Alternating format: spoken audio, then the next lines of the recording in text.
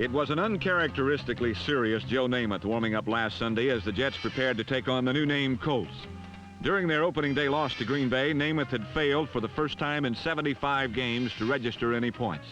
For game number 2, Joe wasn't making any predictions, but you can guarantee he hadn't forgotten the 496 yards he amassed in last year's Colts contest.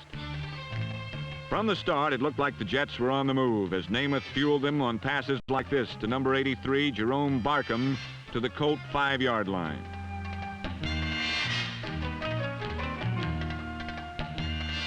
But when Stan White's blitz went unchecked, for the third time in 5 years, the winds of ill fortune blew over the Jets signal caller.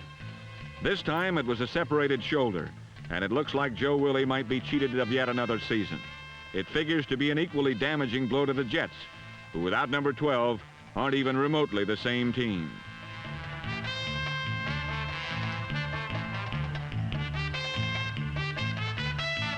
Joe's replacement will be number 18, Al Woodall, a 5-year veteran who spent most of last season on the offensive telephones, and on his first series, unfortunately, he looked it. Ubiquitous linebacker number 53, Stan White, was the main man again, and the Colts were on the go. Baltimore's superstar to be, Bert the Rifle Jones, opened up once again with some impressive salvos. This one good for 51 yards to wide receiver Glenn Doughty.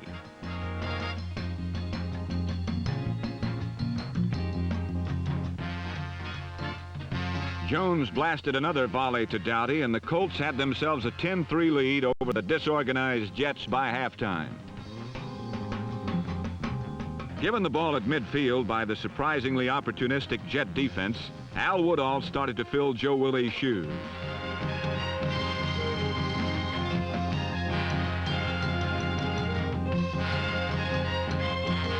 His confidence got a big boost when he hit a smiling number 7, Eddie Bell, to tie it up at 10-all.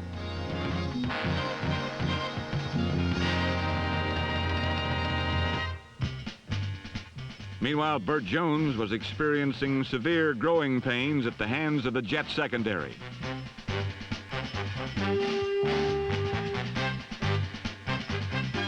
Dallas Howell's interception was number 4 of the day on young Bert, and he had to be figuring there must be a less humiliating way to become a top quarterback.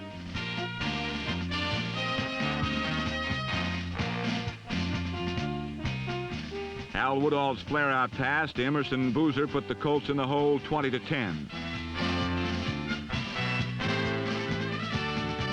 On the next series, the Colts brought in more seasoned quarterback Marty Domrese, and he quickly demonstrated that whatever Bert Jones had was contagious. Number 51, Ralph Baker, in his 10th year as the Jets' left linebacker, returned this theft 23 yards for his first 6-pointer. On the next series, Domrese turned to the other side of the Jets' 5-man nickel secondary, only to be stung again. Number 46, Rich Soles, had 3 pickoffs for the day as the New Yorkers hauled down a team record of 8.